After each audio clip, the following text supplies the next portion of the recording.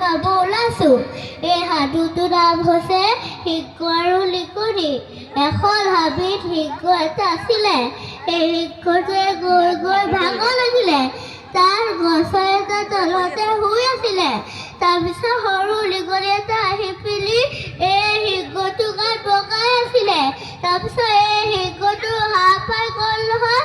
তাৰপিছত সিংহটোৱে ক'লে, ঐ নিগনি, মোৰ কেঁচা টোপনিটো কেনে ভাগিলি? এনেকে ক'লে। তাৰপিছত কৈছে, মহাৰাজ মোক দেখাব, এনেকে কৈছে। তাৰপিছত মই আজি খাদ্য খাই আছোঁ, খালে তোক এৰি দিছোঁ, এনেকে কৈছে। তাৰপিছত কৈছে নিগনিটোৱে, মই কিবা আপোনাক সহায় কৰিব পাৰিম। আহিছে সিংহটোৱে।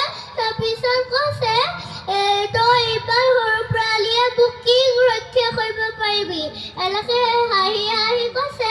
তাৰপিছত নিগনিটোৱে কৈছে, মই আপোনাক আজি সহায় কৰিব পাৰিম। এনেকে কৈ পিনি আকৌ এই হাবিতে সিংহটোৱে গৈ আছিলে। তাৰপিছত চিকাৰীয়ে জাল পাতিছিলে। গৈ গৈ জালখনতে সিংহটো ফচি গ'ল। ফচি পিনি চিকাৰীকেইটা বহুত আনন্দ হ'ল। তাৰপিছত এই চিকাৰীকেইটাই পিছজৰা গাড়ীখন আনিব গৈছিলে। তাৰপিছত সিংহটোৱে চিঞৰিলে, বচোৱা বচোৱা, এনেকে চিঞৰিলে। তাৰপিছত নিগনিটোৱে ক'লে, মহাৰাজ বিপদত পৰিছে, মই যাব লাগিব। এনেকে দৌৰি গৈ পিনি তাৰপিছত মহাৰাজৰ ওচৰত পাই গ'লহি।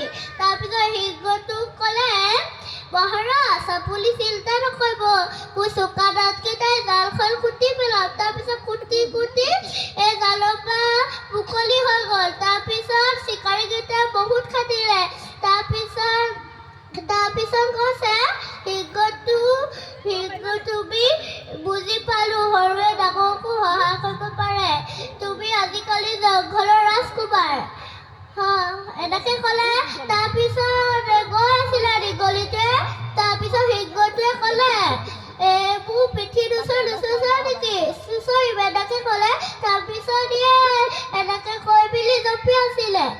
এই সাধুটোৰ পৰা আমি কি শিকিলোঁ? সৰুৱে ডাঙৰকো সহায় কৰিব পাৰে। Thank U.